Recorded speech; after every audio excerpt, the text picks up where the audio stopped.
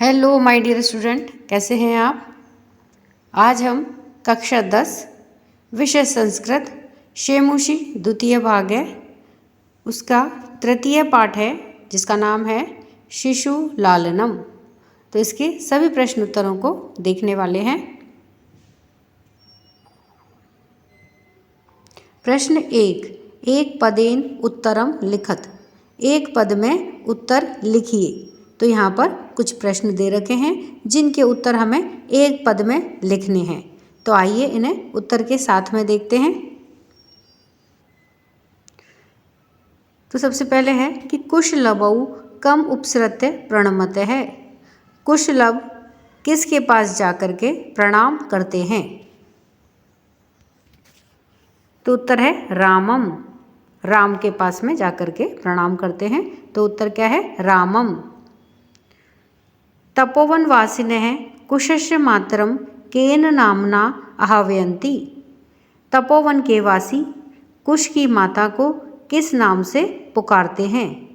तो एक पद में उत्तर लिखना है, तो क्या आएगा, देवी, देवी नाम से पुकारते हैं। वयो अनुरोधात कह लालनीय भवति। छोटी उम्र के कारण कौन लालनीय अर्थात लाड़ प्यार करने के योग्य होता है। तो शिशुजन है अर्थात बालक। केन संबंधेन वाल्मीकि लवकुशयो गुरु। किस संबंध से वाल्मीकि लवकुश के गुरु हैं। तो एक पद में उत्तर है, तो क्या लिखेंगे, उपनयनोपदेशेन, उपनयन के उपदेश से। आगे है कि कुत्र लवकुशयो पितुः नामे न व्यवहृते। कहाँ पर लवकुश के पिता का नाम व्यवहार में नहीं लिया जाता है। तो उत्तर है तपोवने, तपोवन में। प्रश्न 2, अधोलिखितानां प्रश्नानां उत्तराणि संस्कृत भाषाया लिखत। नीचे लिखे हुए प्रश्नों के उत्तर संस्कृत भाषा में लिखिए। रामाय कुशलभयोः कंठाश्लेषस्य स्पर्शः कीदृशः आसीत्। राम के लिए कुश और लव का गले से मिलने का अर्थात कंठ से लगाने का स्पर्श कैसा था। तो उत्तर है कि रामाय कुशलभयोः कंठाश्लेषस्य स्पर्शः हृदयग्राही आसीत्। राम के लिए कुश और लव का गले से मिलने का स्पर्श हृदयग्राही था अर्थात हृदय को छू लेने वाला था। ख है राम है लवकुशौ कुत्र उपवेशयितुं कथयति। राम लव और कुश को कहाँ बैठने के लिए कहते हैं। तो उत्तर है कि राम है लवकुशौ स्वस्य सिंहासने उपवेशयितुं कथयति। राम लव और कुश को अपने सिंहासन पर बैठने के लिए कहते हैं। आगे है बाल भावात हिमकरः कुत्र विराजते। बाल भाव के कारण हिमकरः अर्थात चंद्रमा कहाँ विराजमान होता है। तो उत्तर है कि बाल भावात हिमकरः भगवते शिवस्य मस्तके विराजते। बाल भाव के कारण चंद्रमा भगवान शिव के मस्तक पर विराजमान है। घ है कि कुशलभयोः वंशस्य कर्ता कः। कुश और लव के वंश के कर्ता कौन हैं। उत्तर है कुशलभयोः वंशस्य कर्ता भगवान सूर्य वर्तते। कुश और लव के वंश के कर्ता भगवान सूर्य हैं। कुशलभयोः मातरम वाल्मीकि केन नामना आह्वयन्ति। कुश और लव की माता को वाल्मीकि किस नाम से बुलाते थे। तो उत्तर है कि कुशलभयोः मातरम वाल्मीकि वधूरिति नामना आह्वयन्ति। कुश और लव की माता को वाल्मीकि वधू इस नाम से बुलाते थे। प्रश्न 3, रेखांकितेषु पदेषु विभक्तिम तत्कारणम च उदाहरणानुसारम निर्देशित। रेखांकित किए हुए पदों में कौन सी विभक्ति है और उसका कारण क्या है, ये लिखिए। तो आइए इन्हें उत्तर के साथ में देखते हैं।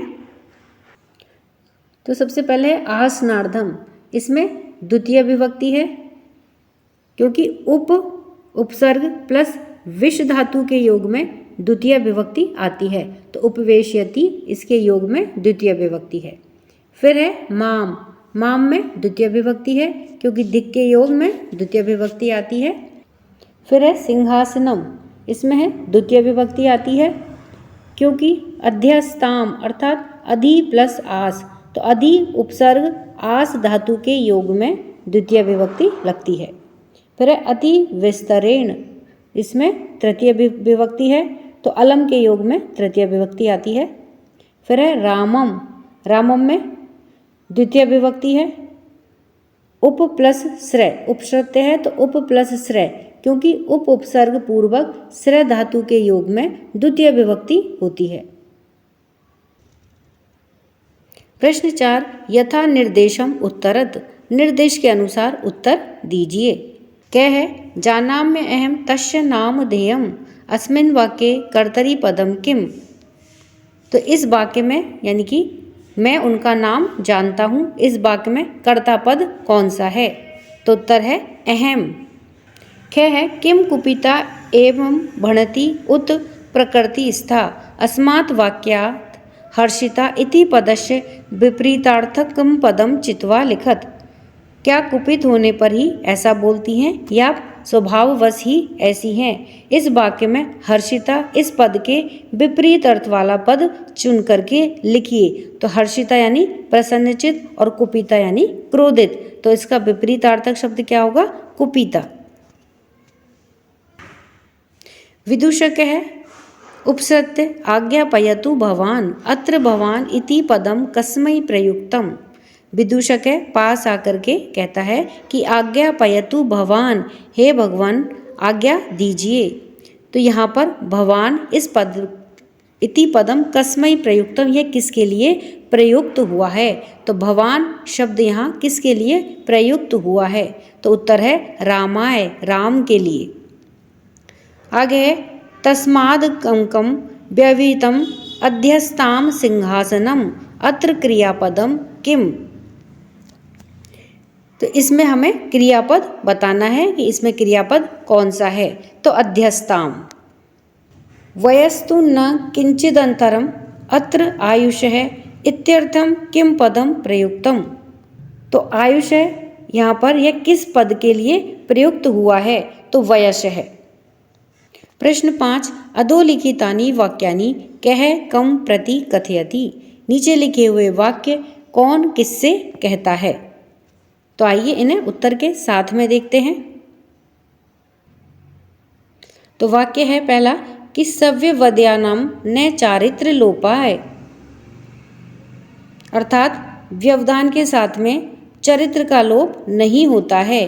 तो यह कौन कहता है, यह राम कहते हैं। और किससे कहते हैं, लब कुशौ, लब और कुश से कहते हैं। आगे है किम कुपिता एवं भणति उत प्रकृति स्था। क्या कुपित होने पर ही ऐसा बोलती हैं या स्वभाववश ही ऐसी हैं। तो यह कौन कहता है, यह विदूषक है, विदूषक कहता है। और किससे कहता है, कुशम, कुश से कहता है। फिर आगे जानना में अहम तस्य नामधेयम, मैं उनका नाम जानता हूँ। तो यह कौन कहता है, कुश है, कुश कहता है। और किससे कहता है, रामम, राम से कहता है। तस्या द्वे नामनी, उनके दो नाम हैं। तो ये कौन कहता है, यह लव है, लव कहता है। और किससे कहता है, विदूषकम, विदूषक से कहता है। वयस्य अपूर्वम खलु नामधेयम, हे मित्र निश्चित रूप से यह अनोखा नाम है। तो यह कौन कहता है, राम है, राम कहते हैं। और किससे कहते हैं, विदूषकम, विदूषक से कहते हैं। प्रश्न 6, मंजूषात है पर्याय द्वयम चित्वा पदानाम समक्षम लिखत।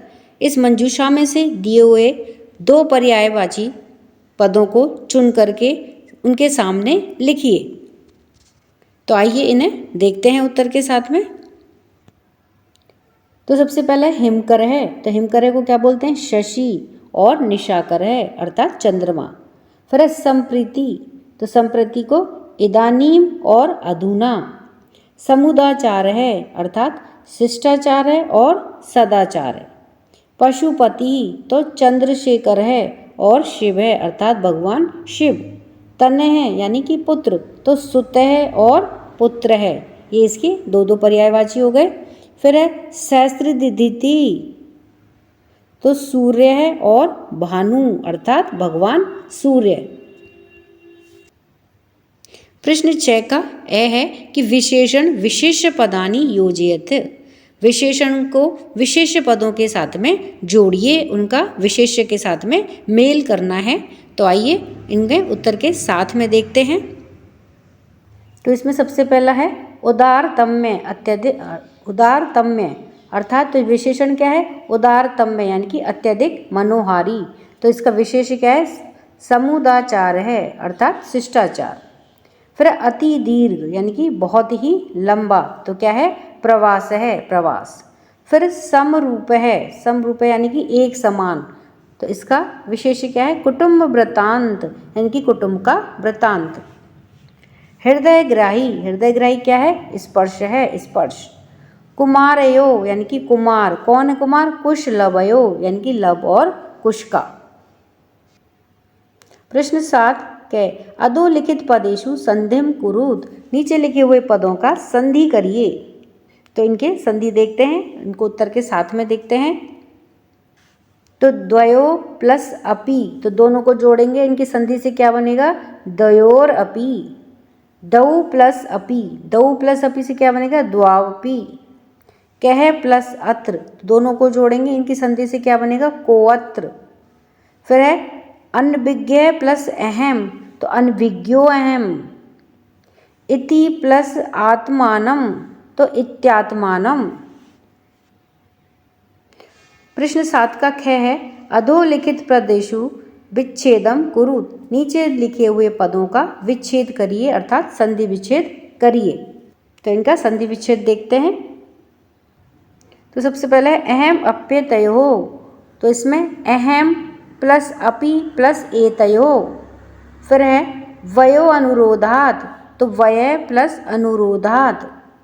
फिर है समान अभिजनऊ, तो ये किससे मिलकर के बना है, समान प्लस अभिजनऊ। अगर इसका संधि विच्छेद करेंगे तो क्या बनेगा, समान प्लस अभिजनऊ।